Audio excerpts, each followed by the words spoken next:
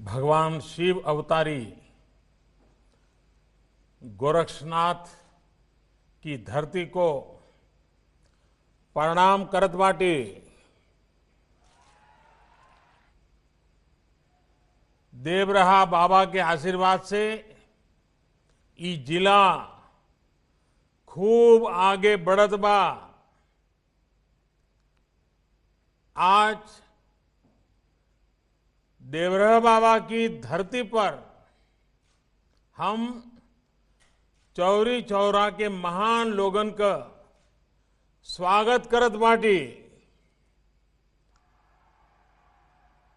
और आप सबै के नमन करन बाटी।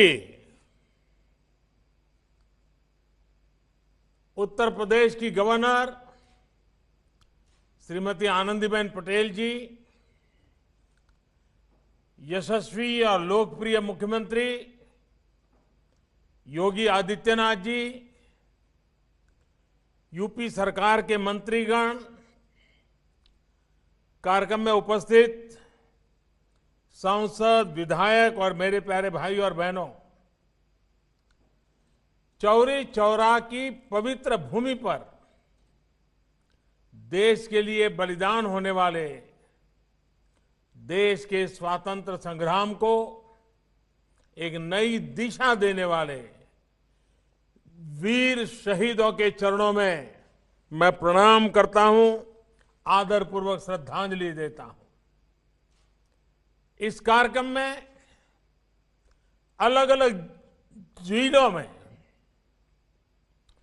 शहीदों और स्वतंत्रता संग्राम सेनानियों के परिजन भी उपस्थित है। अनेक स्वतंत्रता सेनानियों के परिवार आज ऑनलाइन भी जुड़े हैं। आप सभी का भी मैं अभिनंदन करता हूं, आदर करता हूं।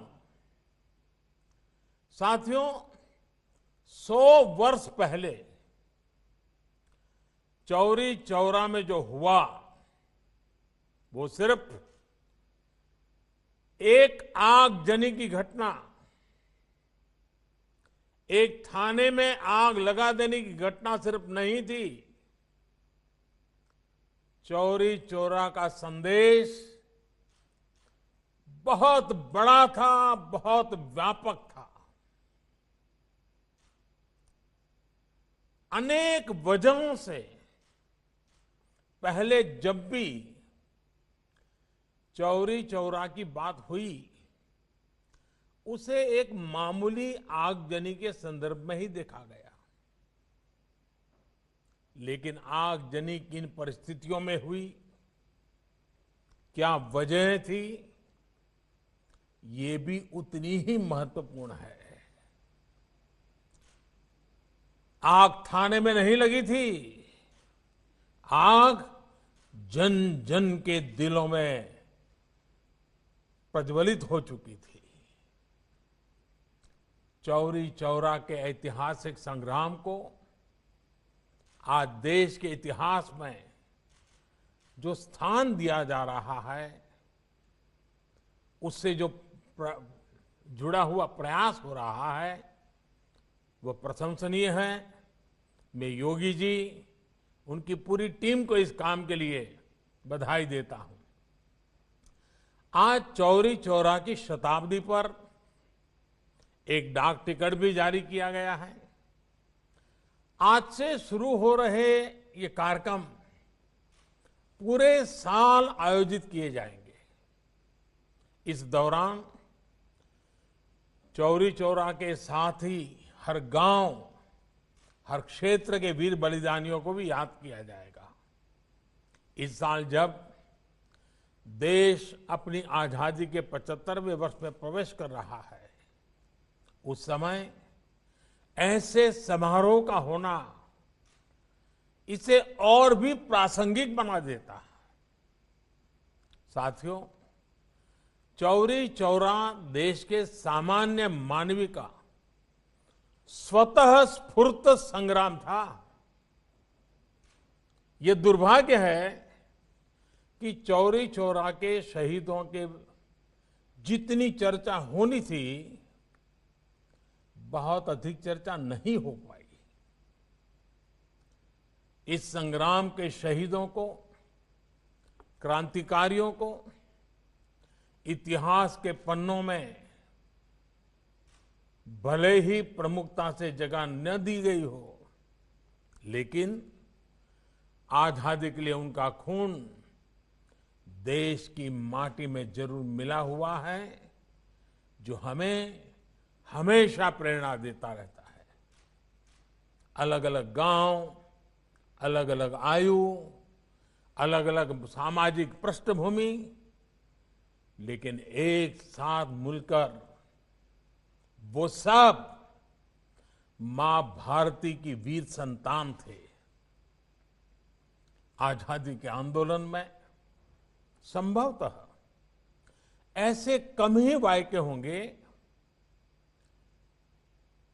ऐसे कम ही घटनाएं होगी जिसमें किसी एक घटना पर 19 स्वतंत्रता सेनानियों को फांसी के फंदे पे लटका दिया गया हो।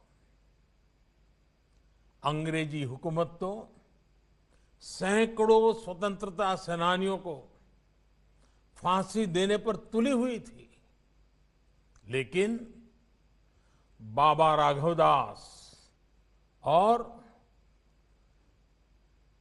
महामना मालवीय जी के प्रयासों की वजह से करीब करीब 150 लोगों को फांसी से बचा लिया गया था। इसलिए आज का दिन विशेष रूप से बाबा राघवदास और महामना मदन मोहन मालवीय जी को भी प्रणाम करने का है, उनका स्मरण करने का है। साथियों, मुझे खुशी है कि इस पूरे अभियान से हमारे छात्र छात्राओं, युवाओं को प्रतियोगिता के माध्यम से भी जोड़ा जा रहा है। हमारे युवा जो अध्ययन करेंगे, उससे उन्हें इतिहास के कई अनकहे पहलू पता चलेंगे। भारत सरकार के शिक्षा मंत्रालय ने भी आजादी के 75 साल पूरे होने पर युवा लेखकों को स्वतंत्रता सेनानियों पर किताब लिखने के लिए, घटनाओं पर किताब लिखने के लिए, शोध पत्र लिखने के लिए आमंत्रित किया है। चौरी चौरा संग्राम के कितने ही ऐसे वीर सेनानी हैं जिनके जीवन को आप देश के सामने ला सकते हैं। चौरी चौरा शताब्दी के इन कार्यक्रमों को लोकल कला, संस्कृति और आत्मनिर्भरता से जोड़ने का प्रयास किया गया है। ये प्रयास भी हमारे स्वतंत्रता सेनानियों के प्रति हमारी श्रद्धांजलि होगी। मैं इस आयोजन के लिए मुख्यमंत्री योगी आदित्यनाथ जी को और यूपी की सरकार की भी सराहना करता हूं। साथियों, सामूहिकता के जिस शक्ति ने गुलामी की बेड़ियों को तोड़ा था, वही शक्ति भारत को दुनिया की बड़ी ताकत भी बनाएगी। सामूहिकता की यही शक्ति आत्मनिर्भर भारत अभियान का मूलभूत आधार है। इस देश को 130 करोड़ देशवासियों के लिए भी आत्मनिर्भर बना रहे हैं और पूरे वैश्विक परिवार की भलाई के लिए भी। आप कल्पना करिए, इस कोरोना काल में जब भारत ने 150 से ज्यादा देशों के नागरिकों की मदद के लिए जरूरी दवाइयां भेजी, आज भारत ने दुनिया के अलग अलग देशों से अपने 50 लाख से अधिक नागरिकों को स्वदेश लाने का काम किया। जब भारत ने अनेकों देशों के हजारों नागरिकों को सुरक्षित उनके देश भेजा, जब आज भारत खुद कोरोना की वैक्सीन बना रहा है, दुनिया के बड़े बड़े देशों से भी तेज गति से टीकाकरण कर रहा है, जब भारत मानव जीवन की रक्षा को ध्यान में रखते हुए दुनिया भर को वैक्सीन पहुंचा रहा है, दे रहा है, तो हमारे स्वतंत्रता सेनानियों को जहां भी उनकी आत्मा होगी जरूर गर्व महसूस होता होगा। साथियों, इस अभियान को सफल बनाने के लिए अभूतपूर्व प्रयासों की भी जरूरत है। इन भगीरथ प्रयासों की एक झलक हमें इस बार के बजट में भी दिखाई देती है। कोरोना काल में देश के सामने जो चुनौतियां आई, उनके समाधान को ये बजट नई तेजी देने वाला है। साथियों, बजट के पहले कई दिग्गज ये कह रहे थे कि देश ने इतने बड़े संकट का सामना किया है, इसलिए सरकार को टैक्स बढ़ाना ही पड़ेगा, देश के आम नागरिक पर बोझ डालना ही होगा, नए नए कर जो लगाने ही पड़ेंगे। लेकिन इस बजट में देशवासियों पर कोई बोझ नहीं बढ़ाया गया, बल्कि देश को तेजी से आगे बढ़ाने के लिए सरकार ने ज्यादा से ज्यादा खर्च करने का फैसला लिया है। ये खर्च देश में चौड़ी सड़कें बनाने के लिए होगा, ये खर्च आपके गांव को शहरों से, बाजार से, मंडियों से जोड़ने के लिए होगा। इस खर्च में पुल बनेंगे, रेल की पटरियां बिछेंगी, नई रेल चलेगी, नई बसें भी चलाई जाएगी, शिक्षा, पढ़ाई लिखाई की व्यवस्था अच्छी हो, हमारे युवाओं को ज्यादा अच्छे अवसर मिले, उसके लिए भी बजट में अनेक फैसले लिए गए हैं। और साथियों, इन सब कामों के लिए काम करने वालों की भी तो जरूरत पड़ेगी। जब सरकार निर्माण पर ज्यादा खर्च करेगी तो देश के लाखों नौजवानों को रोजगार भी मिलेगा, आमदनी के नए रास्ते खुलेंगे। साथियों, दशकों से हमारे देश में बजट का मतलब बस इतना ही हो गया था कि किसके नाम पर क्या घोषणा कर दी गई। बजट को वोट बैंक के हिसाब किताब का वही खाता बना दिया गया था।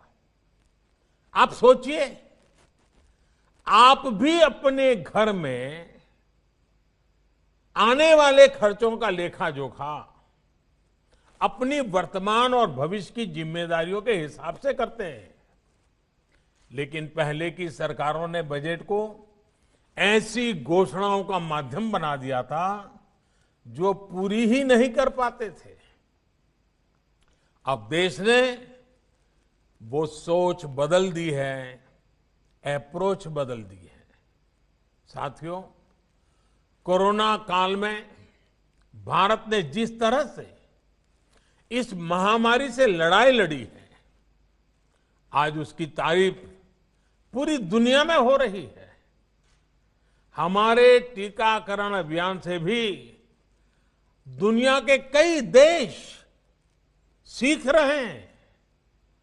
अब देश का प्रयास है कि हर गांव कस्बे में भी इलाज की ऐसी व्यवस्था हो कि हर छोटी मोटी बीमारी के लिए शहर की तरफ भागना न पड़े। इतना ही नहीं, शहरों में भी अस्पतालों में इलाज कराने में तकलीफ न हो, इसके लिए भी बड़े फैसले लिए गए हैं। अभी तक आपको अगर कोई बड़ा टेस्ट या चेकअप कराना होता है तो आपको अपने गांव से निकल करके गोरखपुर जाना पड़ता है, या फिर कई बार आप लखनऊ या बनारस तक चले जाते हैं। आपको इन दिक्कतों से बचाने के लिए अब सभी जिलों में आधुनिक टेस्टिंग लैब बनाई जाएगी। जिले में ही चेकअप की व्यवस्था होगी और इसलिए देश ने बजट में स्वास्थ्य के क्षेत्र में भी पहले से काफी ज्यादा खर्च की व्यवस्था की है। साथियों, हमारे देश की प्रगति का सबसे बड़ा आधार हमारा किसान भी रहा है। चौरी चौरा के संग्राम में तो किसानों की बहुत बड़ी भूमिका थी। किसान आगे बढ़ेंगे, आत्मनिर्भर बने, इसके लिए पिछले 6 सालों में किसानों के लिए लगातार प्रयास किए गए हैं। इसका परिणाम देश ने कोरोना काल में देखा भी है। महामारी की चुनौतियों के बीच भी हमारा कृषि क्षेत्र मजबूती से आगे बढ़ा और किसानों ने रिकॉर्ड उत्पादन करके दिखाया। हमारा किसान अगर और सशक्त होगा तो कृषि क्षेत्र में ये प्रगति और तेज होगी। इसके लिए इस बजट में कई कदम उठाए गए हैं।